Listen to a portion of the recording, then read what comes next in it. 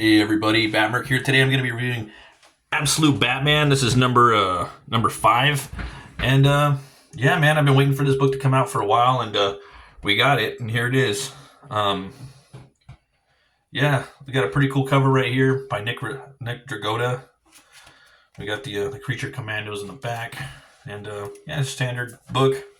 Still kind of pricey at $5. I think they shouldn't be more than $3 at this point. I know that the industry is like suffering right now, but man, if they could, if they get that price point down, that would help out a lot. We pick up from where issue 3 left off. The last issue, I don't know if you guys checked it out, but it was kind of an origin, piece where it jumped into his origin, which I thought was dope. I'm really loving where the series is going right now. It's cool to see this Elseworlds take on Batman. It's a different universe. Some people are crying about it, because it's not Batman and it should be Batman. It should have certain tropes like, it should be, I know it's an Elseworlds Batman, but you should have this and this. And it's like, fucking over, man. Just go read. There's a fuck ton of different other Batman series that you can read. This is an Elseworld one, okay? If people are changed in different ways, if they race swap some shit, who gives a fuck? Get over it. You know what I mean? So moving past that, we move into this right here. We got Bruce after the attack when his father. Spoilers if you guys haven't read it. His father was murdered by Joe Chill on a zoo field trip. And you're all done. Thanks, Leslie. And that's the last one. Yep, he's good to go. But you start growing fangs or pointy ears, Mister. You call me right away. Got it? Okay, Mrs. Dr. Thompson. So again, I'm loving the panel work. The page composition that Dragotta's doing with the Absolute Batman, he's still having these like almost like PTSD images in his head. Otherwise, that should be the end of You and Bats, but no, it wasn't the end. So we got Absolute Batman, The Zoo Part 5, and then we have him right here. He's supposed to be making a deal with the Black Mask. He's driving through the city riding through the city on his bike again. All these cool little panels right here. We have him right here. We have Alfred, because that's another cool thing about this series. It's taken from the perspective of Alfred, and Alfred works for like MI6 now, which is cool. He revs the engine as he rounds 27th. Stand down. Revs it louder at 30 North, taunting them to try him. But they all just watch and let it pass. Look at him. He's daring them to blow up the deal. Some part of him wants them to, I'm sure. The bike has a tracker. Watching that dot, I half expect him to do it himself. Drive right past the meeting spot. But he doesn't. Instead, he stops right where he's supposed to and goes into the building. Well done. My handler calls then. They have just what they need. He says they should leave it now. I tell them I'm leaving, but stay right where I am. So he goes into the building. Then you have Bruce Wayne's mom, Martha. She's with Mayor Jim Gordon in here, and they're having a story about the night of the day that Thomas was killed. Thomas was a teacher in this universe, All in. Yeah, I'm not all in with this, guys. To be honest with you, I'm not the only real character I like in here is probably Red Hood, and Orion's kind of cool, but yeah, man, they should be doing. Why isn't there a Jonah Hex? There should be an Etrigan book. Agents of Shade is out, and Creature Commandos is out, right? They don't got a fucking Creature Commando book. Where's Resurrection Man? Where's fucking Swamp Thing at? Solomon Grundy, man, that guy has a lot of potential. Motherfuckers laugh, but Solomon Grundy, he would be a great. Hey, he could have a cool comic. All right, so now we're back at the. We're back here at the funeral. It's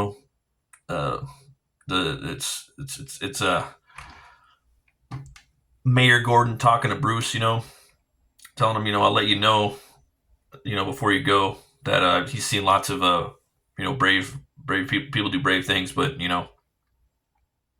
his basically telling him that his dad was very brave. Then you jump forward to right here. Batman's on the roof. I love this perspective, the shot up above the chopper, and you can see young Bruce right there. It's funny, when you think of Bruce, you always think he's like older, and he looks, but in here, man, he's in his 20s.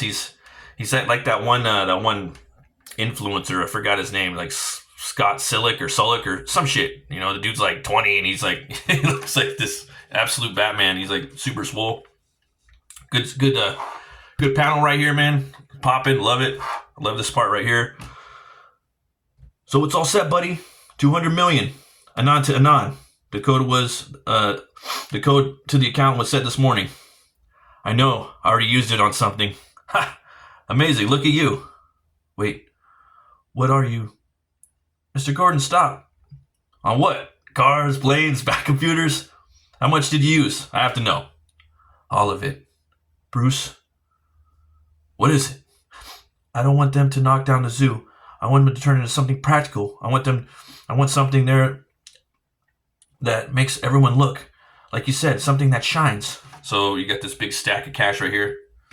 Want to know how he spent it? This is what he spent it on. He burned up all the cash.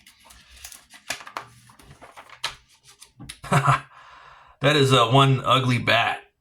Reports of Gotham Zoo Memorial Light. Witnesses claim a massive bat made of money. Party animals. The deal is off. See, Roman? I don't need cars or planes or computers. I don't need anything. You have. All I need is Batman. I love this part right here. This is what I've been fucking waiting for, man. Is the cool action. Like, what's he gonna do with the spikes and the twips? This guy's coming up on him. Wow. It takes out a little piece right there. Twips this guy in the thigh. Pulls it out. Ah! It's like he just like cracks him in the face, kicks him in the gut. So he punches this dude in the face, breaks this dude's ankle, uppercuts him in the chin, and he's going soft on these fools. He's going soft. You know, he could easily just be like murdering all of them. He's trying not to, right? Rah! Payback time. So this is a Butcher in the first issue. It took his hand. Now he jumps on him, and he's using the bat spikes. And then yeah. So and I'm sure there's gonna, if there isn't already, because I'm late to the game. I would have reviewed this already, but I'm sure there's some fuckers on YouTube. They're like, see, Batman kills in here. You know, he just killed that guy. It's like, nah, he didn't. He just took his arms. He took his hand and they took his arms. And if he does kill in here, I don't give a fuck regardless. But fact of the matter is, yeah, he's just probably taking his arms. I'm stuck. Get him off me. Please, sir. But, snick. So he pulls him back in. And again, you know, hits him with the hook. Whoosh, boom, slams him down on the ground. I love how Dragotta like puts in the fight choreography in here, you know? Even if they're little fucking panels like this, you know what I mean? I love that. A lot of people in comics, they don't do that no more. They just do like they'll do like the wind up, and then you'll see a guy's about to swing a punch and then he lands on the ground. This dude's at least putting in the fight choreography, guys. That's why we read comics, right? So right here, all the crime the party animals committed, all the arson, robbery, the murders, it was manufactured by you. You and your boss could profit. You don't care. Nope. Fortunately, though, you do. Fire! So they're just shooting at him, dumping at him. Oh, man. It's pretty cool. There's a cool gag right here with the cape. I don't want to spoil it. Some pretty cool dialogue, too, in the back right here, though. I thought that was pretty good. Let me see if I can do it without spoiling the dialogue. So we got Bruce back here. He's all bloody, you know. But we're having this like scene right here with looks like the Black Mask is talking to the masses over maybe like a YouTube video or something. Cutting live to the Black Mask, apparently responsible for this horrific spike in. Hello, Gotham. My name is Roman. A little about me. I grew up on a pig farm. Humble beginnings, I know. One of my jobs on our pig farm was to kill pigs when the time came. I used one of those captive bolt pistols, 5-inch pin right in the head. Most times it was just thunk down. So it's kind of like Anton Chigurh from No Country for Old Men. But once in a while, on rare occasions, the pig would have this spasm. Not of pain, but of joy. It was wild. It let out this moan and shiver and then even smile. Smile with blood spurting from its head. Mar, what is it? I learned later that this only happened when the pig got deep enough to hit the tiny little spot in the brain called the hedonistic hub, the main pleasure center. And that only occurred when the pig didn't tense up, when the pig hit, but just relax and accept it. If the pig did, the hub would literally flood the last bits of its brain with total unchecked pleasure, the split second of ecstasy that only came with the acceptance of death. But which brings me to now, this moment, because come on, we all feel it. The big guys, they killed the world long ago. You know, and the speech keeps going and going on towards the end of the book, but I thought that was pretty good piece of dialogue right there.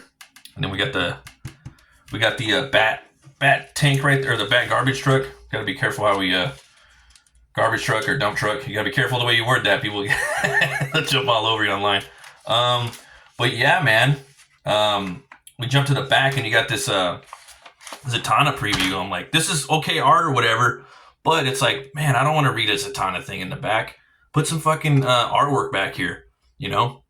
Maybe do like a little side character from this universe, you know? Maybe from the Batverse, you know?